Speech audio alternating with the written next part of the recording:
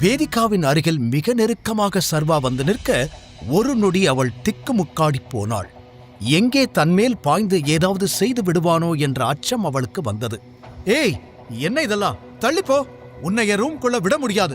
வேணும்னா போய் சர்வன்ட்ஸ் இருக்கிற ரூம்ல தங்கு, இல்ல ஸ்டோர் ரூம்ல படுத்துக்கோ, அதுதான் உனக்கான இடம்.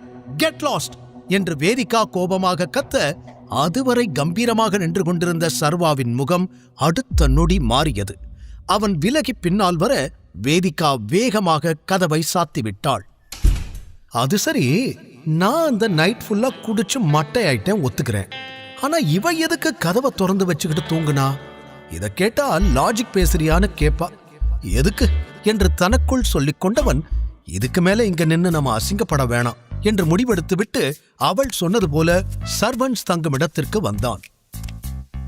நல்ல வேளையாக ஒரு பெட் ஃப்ரீயாக இருந்தது. அட்லீஸ்ட் இதாவது கிடைச்சதே என்று நிம்மதியானவன் அடுத்த நிமிடம் அதில் படுத்து தூங்கியே விட்டான். எந்த இடத்தில் தூங்குகிறோம் என்பதெல்லாம் அவனுக்கு கவலையே இல்லை. புதிதாக தனக்கு ஒரு குடும்பம் கிடைத்துவிட்டது என்ற எண்ணமே அவனுக்கு பெரும் நிம்மதியை கொடுத்தது. அடுத்த நாள் காலை எழுந்து சீக்கிரமாக ரெடியாகி விக்ரமனின் ஆபீஸுக்கு வந்த சர்வா முதலில் அங்கு பார்த்தது தீரஜைதான். போயும் இவன் மூஞ்சிலியா முழிக்கணும் என்று சர்வா கடுப்பாக, இவன் எங்க வந்தான் என்று எரிச்சலோடு அவனை பார்த்தான் தீரஜ். பிறகு செக்யூரிட்டியிடம், அங்க ஒருத்த வாரா அல்ல, அவனை அங்கேயே ஸ்டாப் பண்ணு, உள்ள விடாத, அப்படி விட்டா உன் வேலைதான் போகும் என்று கூறி அனுப்பி வைக்க, அந்த செக்யூரிட்டியும் உள்ளே நுழைய வந்த சர்வாவை உடனே தடுத்து, ஏய், இங்கெல்லாம் வரக்கூடாது, வெளியே போ என்று கோபமாக கூறினான். இது எல்லாம் தீரஜ் ஏற்பாடு என்று புரிந்து கொண்ட சர்வா ஒரு பெருமூச்சுடன், ஹலோ, எதுக்காக இப்ப என்ன வெளியே போக சொல்றீங்க? நான் இங்க விக்ரமன் சாரை பார்க்க வந்திருக்கேன் என்று கூற, செக்யூரிட்டி பதில் சொல்லும் முன், என்ன சர்வா, என்னமோ விக்ரமன் சார் உனக்கு கீழே வேலை பார்க்கிற அசிஸ்டன்ட் மாதிரி திமிரா பேசிக்கிட்டு இருக்க? முதல்ல உன்னோட ஸ்டேட்டஸ் என்னங்கிறத புரிஞ்சுக்கோ. இந்த கம்பெனிக்கே ஓனர் மாதிரி துள்ளக்கூடாது. ஏதோ தங்கச்சி புருஷனா போயிட்டியேன்னு அக்கறையில சொல்றேன். முதல்ல கிளம்பு என்று வேண்டுமென்றே சர்வாவை மட்டம் தட்டும் எண்ணத்தில் கூறினான் தீரஜ். உங்க அக்கறை சக்கரை எல்லாம் எனக்கு ஒன்றும் தேவையில்லை, உங்க வேலையை மட்டும் பாருங்க என்று முகத்தில் அடித்தது போல சொன்ன சர்வா செக்யூரிட்டியிடம், இப்ப நான் உள்ள போகணும், விடுவீங்களா மாட்டீங்களா என்றான் அதே கோபத்தோடு. அதான் விட முடியாதுன்னு சொல்லிட்டேனே என்று தெளிவாக அந்த செக்யூரிட்டி சொன்ன நேரம், நீங்க உள்ள போகலாம் என்று பின்னால் இருந்து ஒரு பெண்ணின் குரல் கேட்டது. சர்வா திரும்பி பார்க்க அவள் செக்யூரிட்டியை முறைத்தாள். வெள்ளை ஷர்ட் மற்றும் கருப்பு ஸ்கர்ட்டில் அவள் மிகவும் அழகாக இருந்தாள். தீரஜ் அந்த பெண்ணிடம் ஏதோ சொல்ல வர சட்டென கை நீட்டி அவனை பேசவிடாமல் ஸ்டாப் செய்தவள், நீங்க எதுவும் சொல்ல வேண்டாம், இவரு விக்ரமன் சாரோட கெஸ்ட், நான் பாத்துக்கிறேன். மிஸ்டர் சர்வா, நீங்க என் கூட வாங்க என்று கூறி சர்வாவை தன் கேபினுக்கு அழைத்துச் சென்றாள். பல்பு வாங்கிக் கொண்டு காதில் புகை வந்தபடி நின்றான் தீரஜ். அன்று பார்ட்டியிலும் சரி, இன்று ஆபீஸிலும் சரி, ஒரு சாதாரண டிரைவரின் மகனுக்கு இவ்வளவு மரியாதையை ஏன் விக்ரமன் கொடுக்கிறார் என்று நினைக்கும் போது தீரஜுக்கு வயிறெறிந்தது. இருவரும் சேர்ந்து 2வது மாடியிலிருந்த ஒரு கேபினிற்கு வந்தனர். ஒரு ஃபைலை சர்வாவிடம் அவள் கொடுத்தாள். அதில் 9 விதமான வேலைகளின் பெயர் எழுதியிருந்தது. அதை பார்த்து கொண்டே, உங்க பேர் என்ன என்று கேட்டான் சர்வா. கீர்த்தனா என்று ஒரே வார்த்தையில் கூறினாள் அவள். ஓகே கீர்த்தனா, இதுல சில ஜாப் பக்கத்துல ஸ்டார் போட்டிருக்கே, அப்படின்னா என்ன அர்த்தம் என்று அவன் கேட்க, அதுல எல்லாம் ஆல்ரெடி ஆள் இருக்காங்கன்னு அர்த்தம். ஸ்டார் இல்லாததை மட்டும் நீங்க பாருங்க, அதுல உங்களுக்கு எந்த ரோல் வேணும்னு சொல்லுங்க, நான் ரெடி பண்றேன் என்று பொறுமையாக விளக்கம் சொன்னாள்.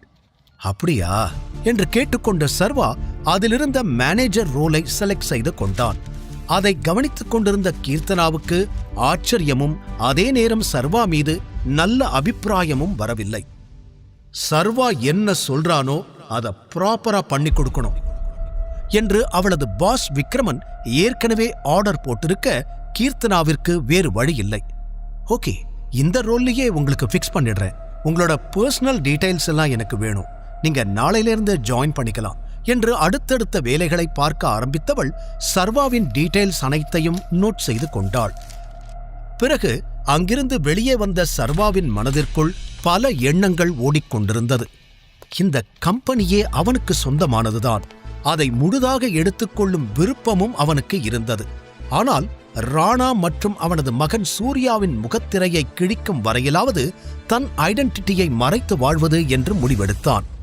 நாளையிலிருந்து ஒரு கம்பெனியில வேலை பார்க்க போறேன். முன்னாடி மாதிரி பழைய ட்ரெஸ் எல்லாம் போட்டுட்டு வர முடியாது. ஃபர்ஸ்ட் புது ட்ரெஸ் வாங்கணும். அப்புறம் இந்த பட்டன் போனையும் மாத்தணும். ஒழுங்காவே வேலை செய்ய மாட்டேங்குது. வேற என்னெல்லாம் பண்ணணும் என்று தனக்குள்ளேயே பேசிக் கொண்டிருந்தவனுக்கு இப்போது வேதிகாவின் பெற்றோர்களை சமாளிக்க இந்த வேலை மிகவும் முக்கியமாக தோன்றியது. தீரஜ் இன்னும் வெளியில்தான் நின்று கொண்டிருந்தான். சர்வா எதற்கு இங்கு வந்தான் என்பதை தெரிந்து கொள்ளாமல் அவனுக்கு மண்டையே வெடித்து விடுவது போல இருந்தது. அவனை கண்டுகொள்ளாமல் கடந்து சென்ற சர்வா நேராக பேங்க் நோக்கி சென்றான். விக்ரமன் அவனுக்கு கொடுத்த செக்கை இப்போது வரை அவன் பணமாக மாற்றவில்லை. அதற்காகவே பேங்கிற்கு வந்து சேர்ந்தான். அங்கு நுழைந்ததுமே முதலில் தென்பட்ட பாஸ்கரை பார்த்ததும் சர்வாவின் மூட் ஸ்பாயிலானது. பாஸ்கர் ஆகாஷின் நண்பன். சர்வாவின் வறுமையை குத்திக்காட்டி ஏதாவது பேசியபடி இருக்கும் ஒரு சீப் கேரக்டர். சர்வாவை பார்த்ததும் பாஸ்கர் நக்கலாய், பாருடா பெரிய பெரிய ஆளெல்லாம் பேங்குக்கு வந்திருக்காங்க என்று சிரிக்க, சர்வா அவனை கண்டுகொள்ளாமல் வந்த வேலையில் குறியாக இருந்தான். பாஸ்கரும் பெரிய பணக்காரன் கிடையாது. ஜஸ்ட் அப்பர் மிடில் கிளாஸை சேர்ந்தவன்தான். இருப்பினும் தன்னை பணக்காரன் போல் காட்டிக்கொள்வதற்காக காஸ்ட்லியான உடைகளை மட்டுமே அணிவான். இதற்கு முன்பு பல முறை சர்வா ஃபுட் டெலிவரி செய்வதற்கு அங்கு சென்றிருந்தாலும் முதல் முறையாக பணம் எடுப்பதற்காக பாஸ்கரிடம் சென்றவன், நான் மணி வித்ட்ரா பண்ணணும் என்று கூறியபடி செக்கை காட்ட பாஸ்கரன் அதை நம்ப முடியாமல் பார்த்தான். பெரிய அமௌண்ட்டை மட்டும்தான் செக்கை வச்சு எடுக்க முடியும் தெரியும்ல என்று கேட்க அவன் குரலே இளக்காரமாய் இருந்தது. நான் எடுக்க போற பணமும் பெரிய அமௌண்ட் தான். சோ கண்டிப்பா உன்னால கவுண்டர்ல இருந்து அதை கொடுக்க முடியாது. என்ன மேனேஜர் கிட்ட கூட்டிட்டு போ என்று சர்வாவும் கெத்தாக கூற பாஸ்கர் வெடித்து சிரிக்க ஆரம்பித்தான். உன்ன மேனேஜர் கிட்ட கூட்டி போய் ஏன் வேலை போறதுக்கா? கூடு, எவ்வளவு பெரிய அமௌண்டா இருந்தாலும் நானே கொடுக்கிறேன் என்று சர்வா சுதாரிக்கும் முன்பே அவன் கையில் இருந்த செக்கை பிடுங்கி பார்த்தவன் அதில் எழுதியிருந்த 50 கோடி அமௌண்டை பார்த்து அதிர்ச்சி அடைந்தான். அடுத்த நிமிடம் முகம் மாறி வேகமாக அதை கிழித்து போட்டான். ஏய், என்ன பண்ற என்று சர்வா கோபமாய் கேட்க, பாஸ்கரோ, செக்யூரிட்டி, உடனே இவனை வந்து புடிங்க. ஃபேக் செக் கொண்டு வந்து பேங்கை ஏமாத்த பார்க்கறான். நான் இப்பவே போலீஸ்க்கு கால் பண்றேன் என்று கத்த, சர்வாவோ தன்னை பிடிக்க வந்த செக்யூரிட்டிகளிடமிருந்து திமிரியபடி கிழிந்து கிடந்த செக்கை ஆத்திரமாக பார்த்தான். மரியாதையா என்ன விட சொல்லு என்று சர்வா சீறிக்கொண்டிருந்த பொழுதே திடீரென்று அந்த இடத்தில் பயங்கர ஸ்ட்ராங்கான ஒரு பெர்ஃப்யூம் வாடை அடிக்க, தொடர்ந்து அழுத்தமான காலடி சத்தத்தோடு யாரோ உள்ளே வருவது தெரிந்தது. இங்க என்ன நடக்குது என்று பழக்கப்பட்ட குரல் கேட்டதும் சர்வா திரும்பி பார்க்க அங்கு கேங்ஸ்டர் கரிகாலன் தான் நின்று கொண்டிருந்தார். சர்வாவுக்கு பிரச்சனை என்றதும் அவர் டோட்டலாய் மாறிப்போக, பாஸ்கர் பதட்டமாய், சாரி சார், இந்த சிச்சுவேஷன் நீங்க பார்க்க வேண்டியதா போயிருச்சு. இவன் ஒரு ஃப்ராடு சார், அதனாலதான் பிடிச்சு வச்சிருக்கோம் என்று சொல்ல, கரிகாலன் தன் கோபத்தை அடக்கிக் கொண்டு, அவனை விடுங்க என்று சொல்ல, அதுவரை சர்வாவை பிடித்திருந்தவர்கள் கரிகாலனுக்கு பயந்து கையை எடுத்தனர். பாஸ்கர் தயக்கமாய், இல்ல சார், இவனால உங்களுக்கு ஏதாவது பிரச்சனை என்று இழுக்க, கரிகாலன் விட்டால் பாஸ்கரை அடித்து கொன்றுவிடும் வெறியில் இருந்தார். தனக்கு அவர் இவ்வளவு முக்கியத்துவம் காட்டுவது வெளியில் சந்தேகத்தை ஏற்படுத்திவிடும் என்று நினைத்த சர்வா அவருக்கு கண்ணை சிமிட்டி செய்கை செய்ய, அதை புரிந்து கொண்டு வேறு வழியில்லாமல் நார்மலாக மாறிய கரிகாலன், இது பெரிய பிரச்சனை, உன்னோட லெவலுக்கு நீ ஆக்ஷன் எடுக்க முடியாது, நானே இவனை மேனேஜர் ரூமுக்கு கூட்டிட்டு போறேன் என்று கூற, பாஸ்கர் சரிங்க சார் என்று விலகிவிட கரிகாலனோடு மேனேஜர் ரூமுக்கு சென்றான் சர்வா.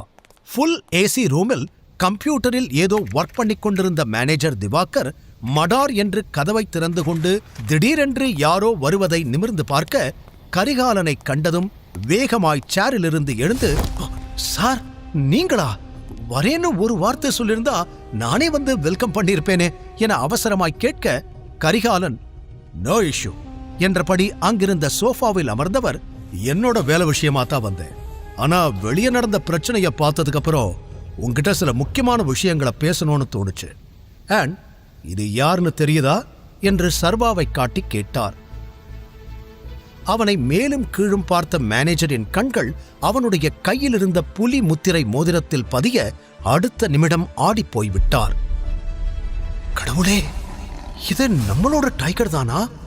டைகர் திரும்பி வந்துட்டாரா என்றவர் பதற, யார் இவரு என்றான் சர்வா புரியாமல். டைகர், இவரும் நம்ம டீம்ல ஒரு ஆள்தான். அக்கவுண்ட் சம்பந்தப்பட்ட விஷயத்தை எல்லாம் இவர்தான் பாத்துக்கிறாரு என்று கரிகாலன் மேனேஜரை சர்வாவுக்கு அறிமுகப்படுத்தி வைக்க அவனுக்கு மேலும் தலை சுற்றி போனது.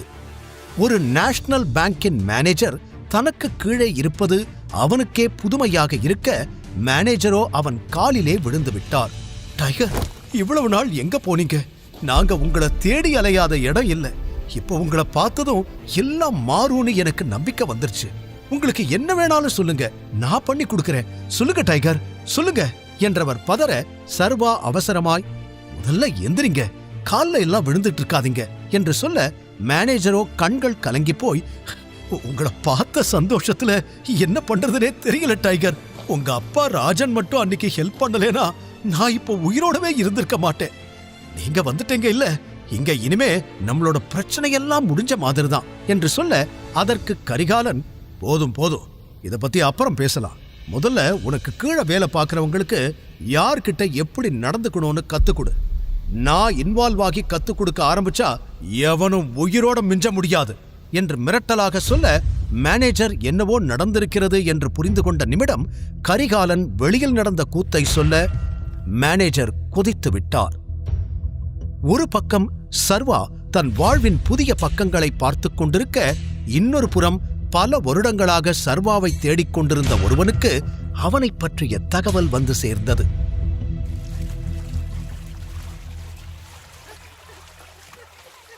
பருமனான உடல், கண்ணில் கருப்பு கண்ணாடி, கழுத்தில் பட்டையான தங்க சங்கிலி, தோள்பட்டையில் பெரிய கழுகு டாட்டூ என 50 வயதில் முரட்டுத்தனமாக இருந்த அந்த நபர் நீச்சல் குளத்தில் சிகார் புகைத்தபடி ஓய்வெடுத்துக் கொண்டிருக்க, அப்போது அங்கு வந்த அவனது செக்ரட்டரி, சார், எனக்கு இப்பதான் நியூஸ் கிடைச்சது, டைகர் திரும்பி வந்துட்டானா என்று கூற, அந்த மனிதன் அதிர்ந்து திரும்பி பார்த்தான். இப்போது ஆழமாக சிகாரை இழுத்து புகை விட்டவன், நிஜமாவா? இன்ஃபர்மேஷன் கரெக்டான ஒரு வாட்டி இன்னும் நல்லா செக் பண்ணிக்கோ என்று சொன்னான்.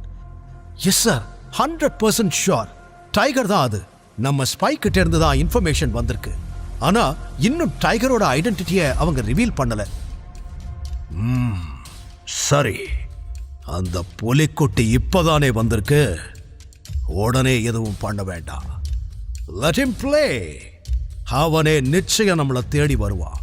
ஆனா அதுக்கு முன்னாடி அவன் எப்படி இருப்பான், இப்ப என்ன பண்ணிக்கிட்டு இருக்கான், அவனோட யார் யாரெல்லாம் பழகிறாங்கன்னு எல்லா டீடைல்ஸையும் கலெக்ட் பண்ணு. இந்நேரம் டைகரை சுத்தி ஒரு பெரிய நெட்வொர்க்கே ஃபார்ம் ஆகி இருக்கும். அதனால நிறுத்தி நிதானமா பிசுறு இல்லாம செஞ்சு முடிக்கணும் என்று அந்த மனிதன் திட்டவட்டமாக சொல்ல, சரி என்று தலையாட்டிவிட்டு அங்கிருந்து நகர்ந்தான் செக்ரட்டரி. அப்போது அந்த மனிதன் அருகில் வந்த பெண், இதோ டைகர்னு பேசிக்கிட்டு இருந்தீங்க, நீங்க வேட்டைக்கெல்லாம் போவீங்களா? இந்த முறை புலிய வேட்டையாட போறீங்களா என்று புரியாமல் கேட்டு வைத்தாள் அவள். அதை கேட்டு சிரித்த அந்த மனிதன், ஆமா, புலிய வேட்டையாடத்தான் போறேன். நீ மறுபடியும் இங்க வந்திருக்க கூடாது டைகர் என்றவன் சிகாரை இழுத்து வானத்தை பார்த்து புகை விட்டபடி சத்தமாக சிரிக்க ஆரம்பித்தான். மறுபுறம் பேங்கில் மேனேஜர் பதட்டத்துடன் பாஸ்கரை திட்டி அழைக்க, தன் பாக்கெட்டில் இருந்த கன்னை எடுத்த கரிகாலன், சர்வா, இந்தா, உன்னை இன்சல்ட் பண்ணவனை என்ன செய்யணுமோ செஞ்சுக்கோ என்று துப்பாக்கியை நீட்டினார். அதைக் கண்ட மேனேஜர் உறைந்து நின்றார். சர்வாவின் முதுகுத்தண்டும் சிலிர்த்தது. முதல் முறையாக துப்பாக்கியை பார்த்தவனின் கண்கள் ஆச்சரியத்தில் விரிந்தது. அடுத்து நடக்கப் போவது என்ன? யார் இந்த பவர்ஃபுல் எதிரி? தெரிந்து கொள்ள தொடர்ந்து கேளுங்கள் tiger returns, only on pocket FM.